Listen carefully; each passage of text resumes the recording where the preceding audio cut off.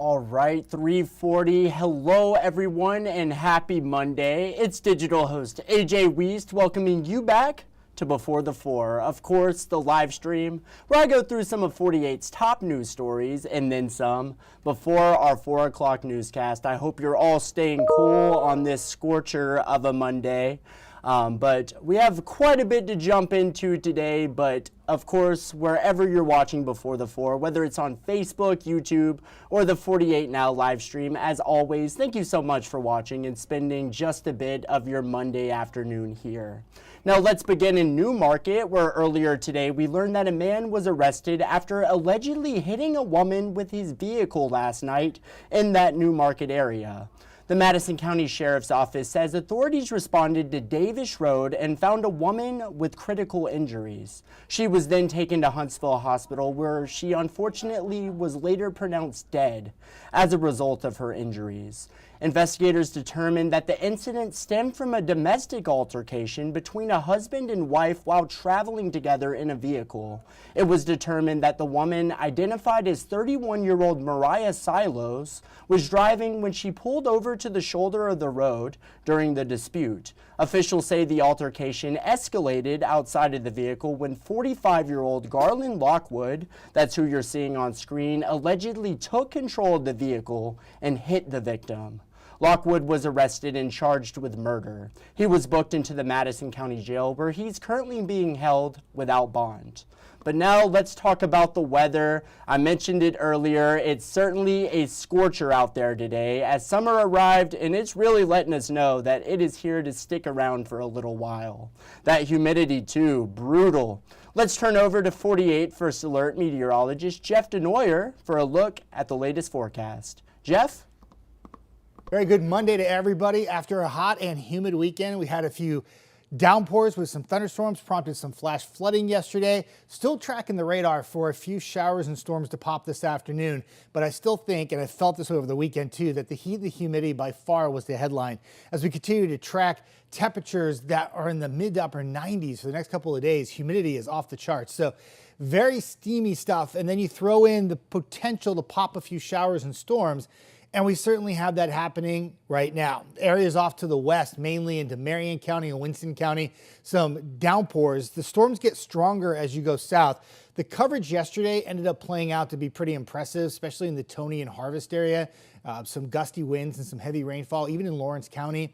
But I don't think it quite plays out to that extent today. It's more about the heat and humidity, temperatures in the mid 90s, and a sunny look there at Madison 565. So the temperatures across the board right now, low to mid 90s. The only reason why it's not 90 in Haleyville is because they have a thunderstorm nearby, which has temporarily cooled the air back to 89 degrees. Feel like temperatures are over 100 in many locations, including in Florence, where it feels like 104.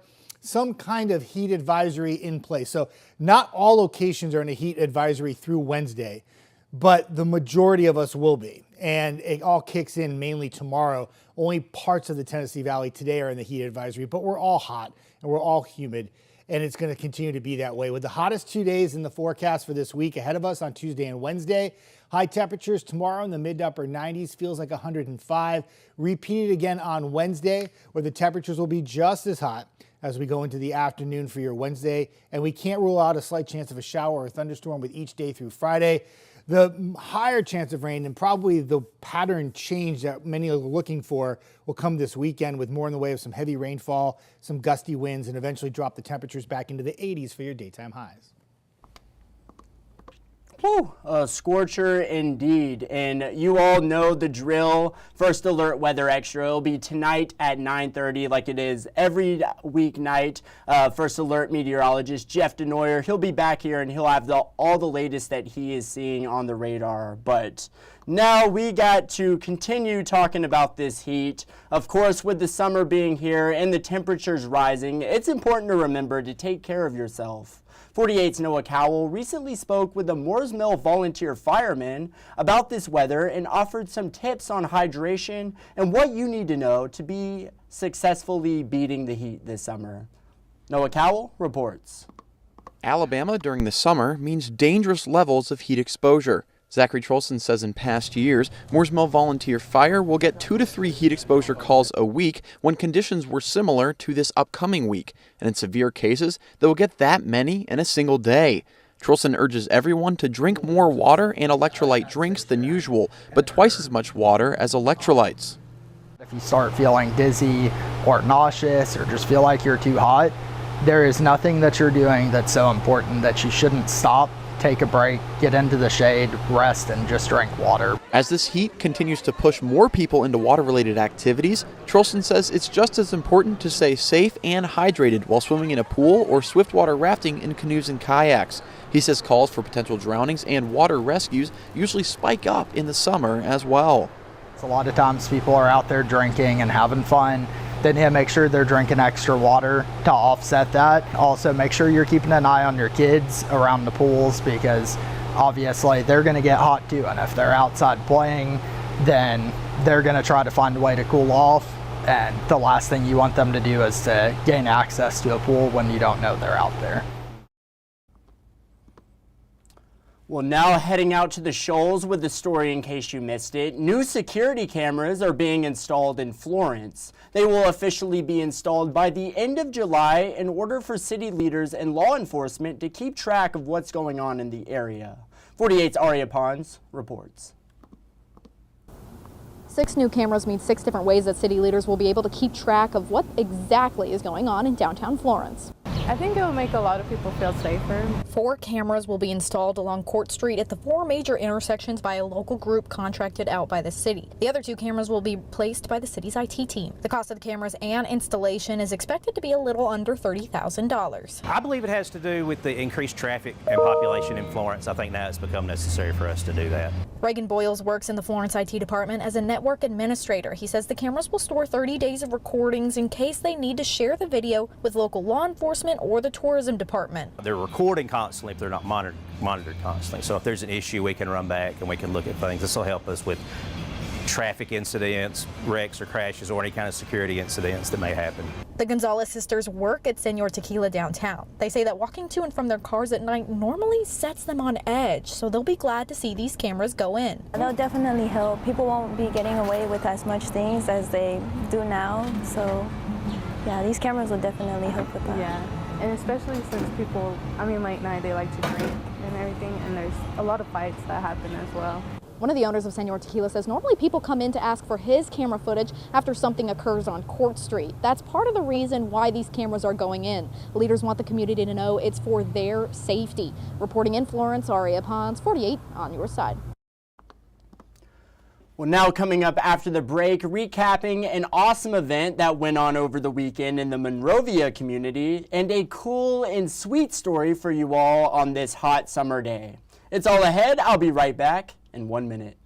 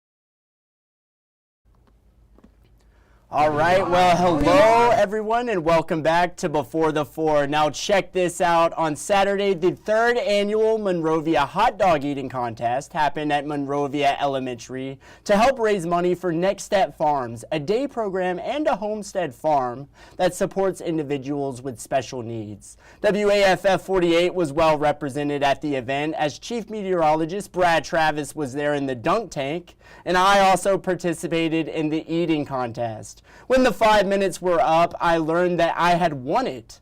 I ate 8 hot dogs in those 5 minutes and got to take home a sweet trophy, and it is sweet, I'll tell you.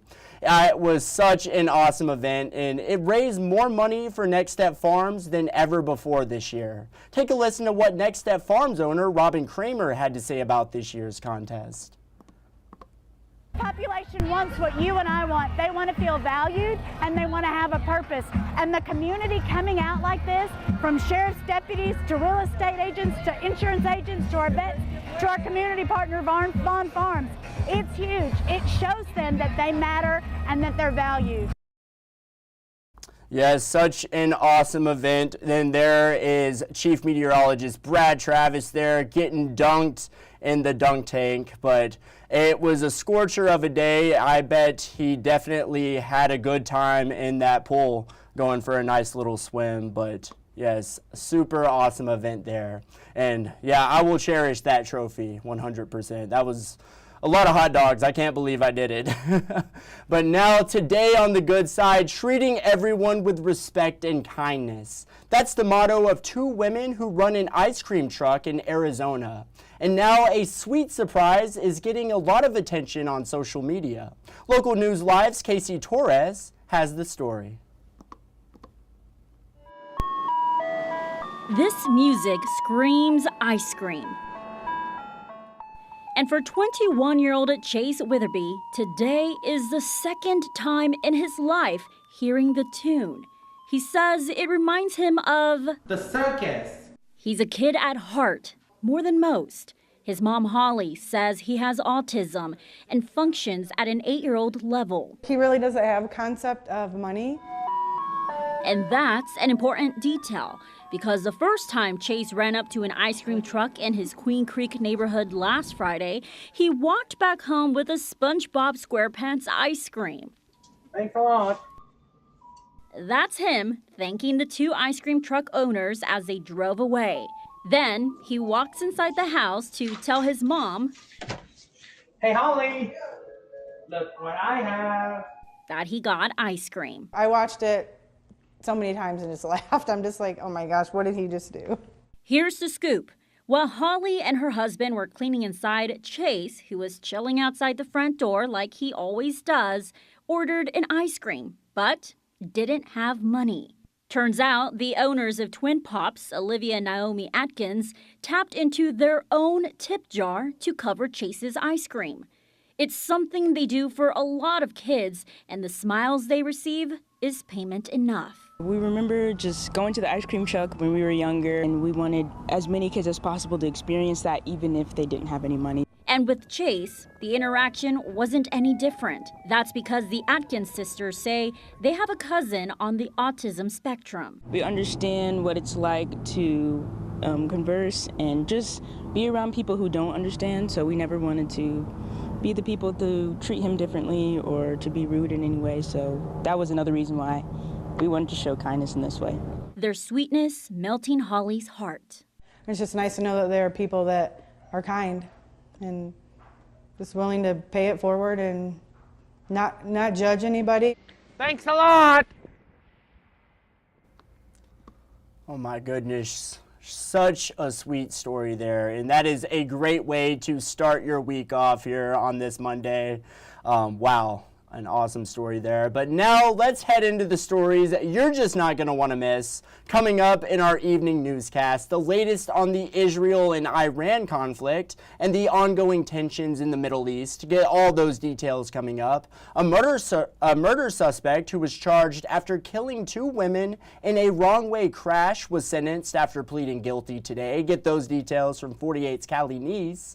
And finally, a victim speaking out after a scary encounter with a murder suspect in the Shoals. 48's Ari Pons will have that coming up, and these are just a few of the stories you're just not going to want to miss coming up in our evening newscast. And it is 3:54. We have time for Facebook fun, and our Facebook question of the day was simple. How are you staying cool this summer? And there's many different ways to stay cool. What I personally like to do, I like to go for a nice little dip in the pool, a little swim. I do enjoy this heat. I'm kind of used to it. I grew up in Georgia.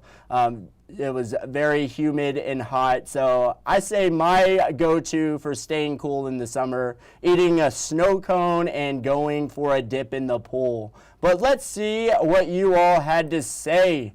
Staying inside, Roger Banks said. I don't know how some folks actually like this weather. Hey, 100% staying inside in the AC, just like Terry's doing there. The AC comes in clutch this time of the year. There's no doubt about it.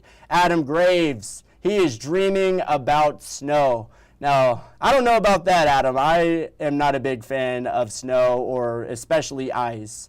But, you know, we can always dream 100%. Mary said the pool, AC, and portable fans. That's right, that's a go-to. And look at that, we got us a snow cone. Tamika Parker eating shaved ice from tropical snow in Meridianville, and you can see the photo there. And then again, Roger Banks said he doesn't know how people like this weather. He does not want to be inside. Or outside rather. But awesome comments today for our 48 Facebook question of the day. Well, that's just about all the time I have for today's Before the Four, but thank you all for sticking around, spending a bit of your Monday afternoon here. I hope you all enjoyed tonight's evening newscast. Have a great night tonight, and as always, thank you so much for watching. You all have a great night.